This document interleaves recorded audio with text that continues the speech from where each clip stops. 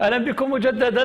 معي أميرة بوراوي مباشرة من فرنسا عبر خدمة سكايب. أهلا وسهلا بك أميرة، نحن سعداء لأنك اجتمعت مع ابنك بعد طيلة سنين كنت تنتظرين في لقياهم. الحمد لله ربي لم الشمل تاعكم.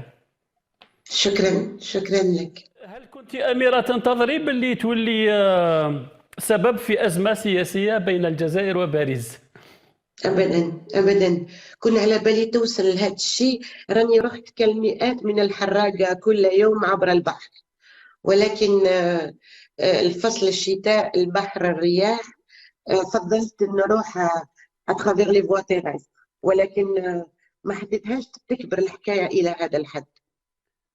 أنت شرحتي في رسالتك اللي حطيتيها في لاباج تاعك عن أسباب خروجك من الجزائر بهذه الطريقة. هل فقدت أميرة بوراوي المناضلة اللي عرفناها في بركات، المناضلة التي كانت تتحدى شرطة بوتفليقة في عهد عدات، هل فقدت أميرة الأمل حتى خرجت من الجزائر بهذه الطريقة؟ أميرة بوراوي فقدت الأمل مؤقتا في العدالة الجزائرية، لأنه كما شفتوا كل وش سرى الأشهر الماضية. يعني أنا عندي مشاكل مع العدالة الجزائرية التي تتابعني بسبب نضالي ليس منذ الحراك فقط. يعني حتى كي كنت ناضل ضد نظام بوتفليقة، كانت العدالة الجزائرية تبحث عني. يعني هذا الشيء ماشي جديد. ça a été un crime de lèse-majesté que d'être un opposant. يعني السلطات اليوم وحتى البارحة ما يحبوش يكون كاين معارض في الأراضي الجزائرية. لازم لك تحي وتسكت ولا شيء لهم باش يرضوا عليك. وانا في الجينات تاعي ما كانش الشتاء. وشفنا تاني واش صرا رشيد نكاز حتى جعلوه يطلب سماح في رسالة باش يخرجوه من السجن، وأنا كذلك بعثوا لي أناس باش نكتب رسالة باش نطلب السماح باش نقدر نسافر ونشوف وليدي. إلا أنه أنا ما نقدرش نطلب سماح، لأنه في الحكاية هذه كل أنا هو المظلومة. إذا ما نطلبش سماح. كبروا الحكاية، قال لك خرجوها المخابرات الفرنسية. ما خرجوني لا مخابرات الفرنسية لا أي شيء. لا أحد كان يعلم بأنني غادرت الجزائر عبر الحدود إلى تونس. لا أحد كان يعلم. وحتى أنا يعني الأصدقاء في تونس الجزائريين يعني كي علموا قلت لهم لا أريد، يعني كي دخلوني للسجن لمدة 3 أيام تحت النظر، قلت لهم لا أريد أن هذه الحادثة يسمع بها الإعلام. je ne voulais pas que ce soit médiatisé، لأنني كنت لا أريد أن أضع تونس في حرج. يعني Il y a une grande cabale de la presse officielle et privée في الجزائر ضدك. قولي للشعب الجزائري ولهذا لا بريس وللنظام الجزائري بدون الدخول في التفاصيل. حنايا حابين نعرفوا كيفاش خرجت أميرة من الجزائر عبر الحدود التونسية وراحت لتونس، سون كونيتر لي ديتاي. بس كيفاش تقولي للنظام وللسلطات وللامن باللي الاجهزه الامنيه الفرنسيه ما عاونتكش بالخروج من الجزائر الى تونس؟ نظن مهدي، نظن أنه الشرطة الجزائرية دارت انكات ودركا تكون علمت كيفاش خرجت، وانني لم يساعدني احد. بصح هما يسون مونتي او فرون رابيدمون وداروها حكايه.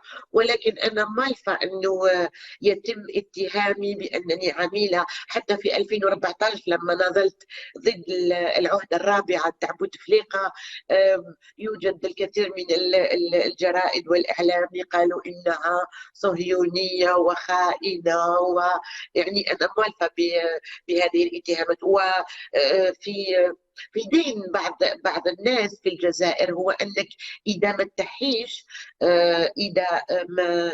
اذا ما تسكتش، يعني مصيرك يا اما السجن يا اما ان نتهمك بالعماله. احنا مالفين بهذا الشيء، هذا الشيء ليس جديد عندنا.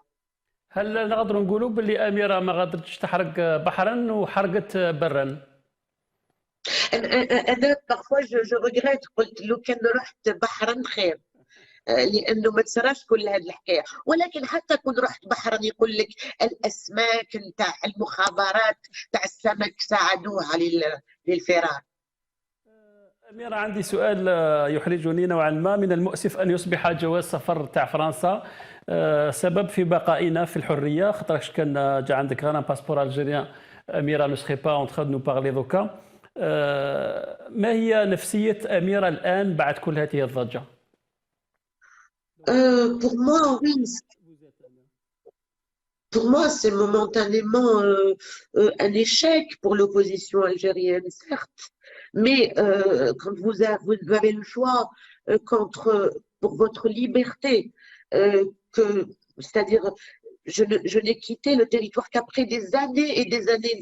الناس جابي ربي نساو أني لست مناضلة منذ الحراك فقط، أنا مناضلة منذ زمن بعيد، وأنا أيضا عندي جنسية فرنسية منذ زمن بعيد يعني. ولكن رغم ذلك لم أغادر الجزائر، بقيت وناضلت، وولادي يقراوا في الجزائر وقعدوا كل الناس كنت نقول لهم ما تروحوش، ما نخليو لهمش البلاد. ولكن وصلنا un point de non-retour. Vous savez très bien كنت نعمل مع الصحفي قاضي إحسان، j'animais c'est-à-dire la petite tubulure d'oxygène que nous avions pour la liberté d'expression. زادوا مع قاضي إحسان في السجن، راحوا بعيد، إذا رحت بعيد. هل أميرة على بالها باللي اسمها الآن على كل الشفاه، وأميرة الآن ولات معروفة في الجزائر لأنها خرجت حراقة من تونس، وأميرة كذلك اللي يعرفوها الناس اللي يقراوا الصحافة الخاصة في الجزائر، اللي حابين ينحيوا لك ليتيكات تاع إعلامية، ليتيكات تاع مناضلة، وجعلوا منك وحدة عاونتها السلطات الفرنسية باسكو عندك ان باسبور فرنسي. لماذا لم تتعامل السلطات الجزائرية بنفس الشكل مع دي مينيستر كي اون لا دوبل ناسيوناليتي غادروا الجزائر بعد سقوط بوتفليقة؟ لماذا ما تعاملوش مع رجال أعمال عندهم لا دوبل ناسيوناليتي هربوا الملايين من الدولارات عندهم لا دوبل ناسيوناليتي؟ Pourquoi spécialement utiliser le nom et l'événement Amira Bouraoui qui a la double nationalité comme l'ont des millions d'Algériens؟ لماذا استعملوك الآن كحجة باش يخلقوا هذه لا كريز دبلوماتيك entre Alger et Paris؟